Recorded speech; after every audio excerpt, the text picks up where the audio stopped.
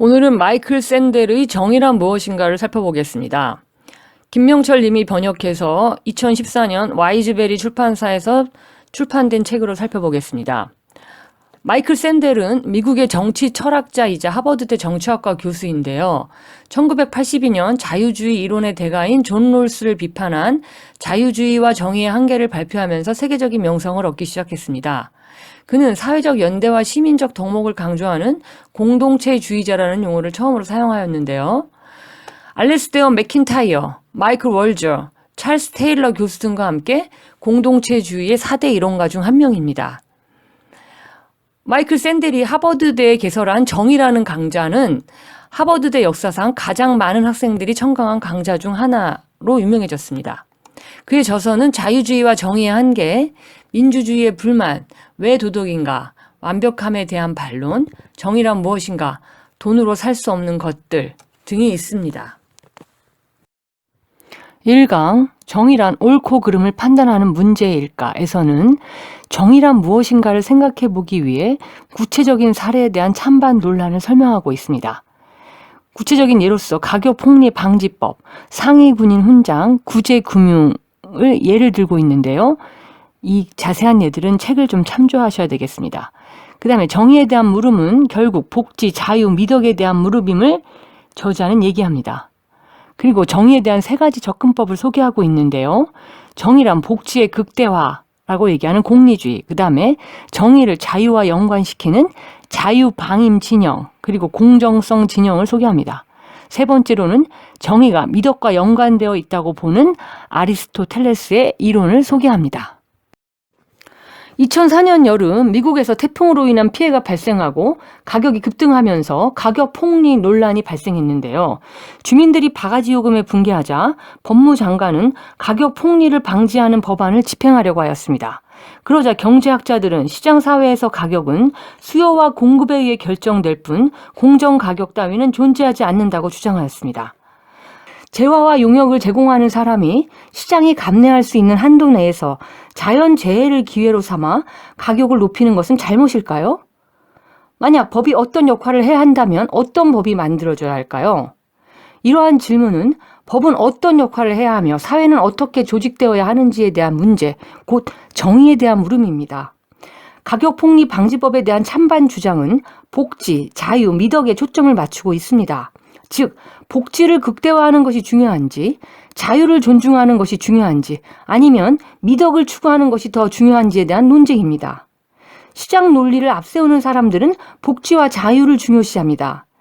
첫째, 시장은 사람들이 원하는 물건을 공급하기 위해 열심히 일하도록 공급업자들에게 동기를 부여함으로써 사회 전체의 복지를 증가시킨다고 주장합니다. 여기서 복지란, 웰페어란 용어는 사회의 안녕이라는 측면의 비경제적 요소까지 아우르는 보다 넓은 개념이지만 대개는 경제적 번영을 말합니다. 시장은 개인의 자유를 존중하기에 재화나 용역에 어떤 특정한 가치를 강제로 부여하기보다는 사람들 스스로 자신이 교환하도록 하는 것에 가치를 매기도록 한다는 것이 2번째 주장입니다. 가격폭리 처벌법에 반대하는 사람들은 당연히 자유시장을 옹호하는 이처럼 2가지 익숙한 주장을 내세우고 있는데요. 그렇다면 가격폭리 방지법에 찬성하는 사람들은 어떻게 반응할까요? 첫째, 어려운 시기에 과도한 가격 인상은 사회 전체의 복지를 늘리는 데 기여하지 못한다고 주장합니다. 가격이 올라가면 상품의 공급이 늘어나기는 하지만 그에 따른 이익은 그 가격을 감당하기 힘들어하는 사람들이 지는 부담으로 상쇄되고 만다는 것이죠. 가격폭리 처벌법에 찬성하는 사람들은 전체의 행복을 측정할 때는 비상사태의 가격 폭등으로 생필품을 구입하지 못하는 사람들의 고통도 반드시 포함해야 한다고 주장합니다. 이들은 둘째, 어떤 상황에서는 자유시장이 실제로는 자유롭지 못하다고 주장합니다. 생필품을 터무니없는 가격을 내고 사야 한다면 이는 진정한 자발적 교환이 아니라 강탈이라는 것이죠. 가격폭리 방지법에 대한 대중의 지지는 대개 복지나 자유보다 더 본능적인 감정에서 비롯됩니다. 사람들은 타인의 절박함을 먹잇감으로 삼는 약탈자에게 분노하며 그들에게 뜻밖의 횡재를 안겨주기보다는 처벌하고 싶어 합니다. 보통 이런 정서는 공공정책이나 법에 끼어들어서는 안 되는 원초적 감정으로 여겨져 무시되곤 했습니다. 하지만 가격 폭리에 대한 분노가 단순히 비이성적인 분노는 아닙니다. 진지하게 받아들일 가치가 있는 도덕적 주장이죠. 이익을 취할 자격이 없는 사람이 폭리를 얻는다고 생각되어 느껴지는 특별한 종류의 분노, 즉 정의롭지 못한 것에 대한 분노입니다. 탐욕은 악덕이고 나쁜 태도죠. 특히 타인의 고통을 망각하게 만들 때는 더욱 그러합니다. 단순히 개인적 차원의 악덕일 뿐 아니라 시민의 미덕과도 상충합니다.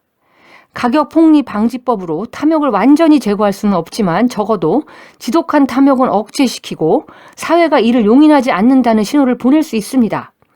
사회가 탐욕스러운 행동에 포상하기보다는 벌을 줌으로써 공동선을 위해 함께 희생을 감수하는 시민의 미덕을 지지합니다. 가격 폭리 방지법을 둘러싼 논란은 단순히 복지와 자유에 관한 것이 아니라는 것입니다. 이 논쟁은 미덕에 관한, 즉 좋은 사회의 기반이 되는 태도와 기질, 인격을 길러내는 일에 관한 것이기도 합니다. 하지만 미덕과 관련짓는 논변에는 많은 사람들이 불편해하죠. 그 이유는 복지와 자유를 앞세우는 주장에 비해 판단의 요소가 들어있기 때문입니다. 어떤 정책이 경제 회복을 바르게 하는지, 경제 성장에 박차를 가하는지 여부를 묻는 데는 사람들의 선호에 대한 판단이 포함되어 있지 않습니다. 반면 미덕 논변은 탐욕은 악덕이고 주정부가 나서서 억제해야 한다는 판단을 기반으로 하고 있습니다. 하지만 무엇이 미덕이고 무엇이 악덕인지 누가 판단한단 말이죠? 다원화된 사회의 시민은 그러한 판단에 반대하지 않을까요? 또한 미덕에 대한 판단을 법으로 부과하는 것은 위험한 일이 아닐까요? 많은 사람들은 미덕과 악덕의 문제에 대해 정부가 중립을 견지해야 하며 선한 태도를 배양하려 하거나 악한 태도를 억제하려는 노력을 해서도 안 된다고 주장합니다. 가격 폭리에 대한 우리의 반응을 잘 살펴보면 이중적임을 알 수 있습니다. 자격 없는 사람이 이득을 얻으려 하면 많은 사람들이 분노하며 다른 사람의 불행한 처지를 이용하는 탐욕에 대해서는 포상이 아니라 벌을 줘야 마땅하다고 생각합니다. 그러면서도 법을 통해 미덕과 악덕을 심판하려 할 때는 우려를 나타냅니다. 이런 딜레마는 정치 철학의 중요한 문제 하나를 드러냅니다. 정의로운 사회라면 시민에게 미덕을 장려해야 할까요? 아니면 법이 미덕을 둘러싼 서로 다른 견해 사이에서 중립을 지키면서 시민들 스스로 최선의 삶을 선택하도록 해야 할까요? 교과서적 설명에 따르면 이 질문을 기준으로 고대 정치 사상과 근대 정치 사상을 구분하고 있습니다. 아리스토텔레스는 사람들에게 그들이 마땅히 받을 자격이 있는 것을 주는 것이 정의라고 가르칩니다. 따라서 누가 무엇을 받을 자격이 있는지 판단하려면 어떤 미덕에 명예와 포상을 주어야 하는지 결정해야 합니다. 아리스토텔레스는 우선 어떤 삶의 방식이 바람직한 것인지 심사숙고하지 않고서는 무엇이 정의로운 법인지 알 수 없다고 주장합니다. 그는 법이란 좋은 삶을 묻는 질문에 중립적일 수 없다고 생각했습니다. 반대로 18세기의 임마누엘 칸트부터 20세기의 존 롤스에 이르기까지 근대 정치 철학자들은 우리의 권리를 규정하는 정의의 원칙은 무엇이 미덕이며 최선의 삶의 방식인가에 대한 주관적 견해에 좌우되어서는 안 된다고 주장합니다. 그 대신 정의로운 사회라면 개인이 각자 생각하는 좋은 삶을 스스로 선택할 자유를 존중해야 한다고 말합니다. 이처럼 고대의 정의로는 미덕에서 출발하는 반면 근대의 정의로는 자유에서 출발한다고 할 수 있습니다. 하지만 오늘날 정치를 움직이는 정의에 관한 주장들, 특히 철학자들이 아닌 일반인들의 견해를 가만히 들여다보면 그 모습이 보다 복잡합니다. 사실 우리 대부분이 내세우는 주장을 보면 최소한 겉으로는 경제적 풍요와 개인의 자유를 존중하고 있습니다. 하지만 이러한 주장의 이면에는 명예와 포상을 누릴 미덕이 무엇이며 좋은 사회가 장려해야 할 생활 방식이 무엇인가를 판단하고자 하는 일련의 또 다른 신념들이 자리 잡고 있습니다. 어떤 사회가 정의로운지 알려면 우리가 소중히 여기는 것들, 즉 소득과 부, 의무와 권리, 권력과 기회, 공직과 명예를 어떻게 배분하고 있는지 살펴보아야 합니다. 정의로운 사회는 이러한 것들을 각각 자격 있는 사람에게 배분합니다. 어려운 문제는 누가 무슨 이유로 그러한 자격을 갖는지 따져보는 것입니다. 재화를 배분하는 세 가지 접근 방식이 있습니다. 복지, 자유, 미덕이 그것입니다. 이것들은 각기 정의에 대한 서로 다른 사고를 제안합니다. 앞서 살펴본 논쟁들 속에서 복지의 극대화, 자유의 존중, 미덕의 배양이라는 가치는 서로 불일치하는 모습을 보였습니다. 정치 철학이 이러한 불일치를 단숨에 완전히 해결할 수는 없습니다. 그러나 민주시민으로서 우리 스스로의 주장을 만들어 나가고 직면한 대안들의 도덕성을 살피는 데는 도움이 될 것입니다. 이 책은 정의에 관한 위 세 가지 견해의 장단점을 살펴봅니다. 먼저 정의란 복지의 극대화라고 생각하는 주장부터 살펴보겠습니다. 시장 경제 사회에 살고 있는 우리로서는 자연스러운 출발점이죠. 오늘날 정치 논쟁의 대부분은 어떻게 하면 더 풍요로워질 수 있는지, 혹은 생활 수준을 높일 수 있는지, 또는 경제 성장에 박차를 가할 수 있는지에 초점이 맞춰져 있습니다. 우리는 왜 이러한 문제에 그토록 신경을 쓸까요? 가장 분명한 답은 개인적인 차원에서나 사회적인 차원에서 경제적으로 풍요로운 삶이 더 좋은 삶이라고 생각하기 때문입니다. 달리 말하면 풍요는 우리의 복지에 기여하기 때문에 중요합니다. 이 견해에 대해 자세히 알려면 공리주의를 살펴보아야 합니다. 공리주의는 복지를 극대화해야 하는 이유와 방법, 혹은 그들의 표현대로라면 최대 다수의 최대 행복을 구하는 가장 영향력 있는 견해입니다. 그 다음으로는 정의를 자유와 연관시키는 일련의 이론들을 살펴보겠습니다. 이들 이론의 대부분은 비록 어떤 개인적 권리가 가장 중요한가를 두고 견해차가 있기는 하지만 공통적으로 개인의 권리 존중을 강조합니다. 자유와 개인의 권리를 존중하는 것이 곧 정의라는 생각은 복지 극대화를 강조하는 공리주의 사고만큼이나 오늘날 정치에서 익숙합니다. 예를 들어 미국의 권리장전에는 다수의 힘으로도 침해할 수 없는 자유들, 즉 언론의 자유, 종교의 자유 등이 규정되어 있습니다. 전 세계적으로도 정의는 보편적 인권을 존중하는 것이라는 견해가 갈수록 힘을 얻고 있습니다. 현실적으로는 그렇지 않더라도 이론적으로는 그렇죠. 자유를 근간으로 정의를 규정하는 접근법은 여러 유파를 형성하고 있는데, 실제로 우리 시대의 가장 치열한 정치 논쟁은 자유방임 진영과 공정성 진영에서 일어납니다. 자유방임주의 진영을 이끄는 자들은 자유시장주의자들입니다. 이들은 정의란 성인들의 합의에 따른 자발적 선택을 존중하고 지지하는 데 달렸다고 믿습니다.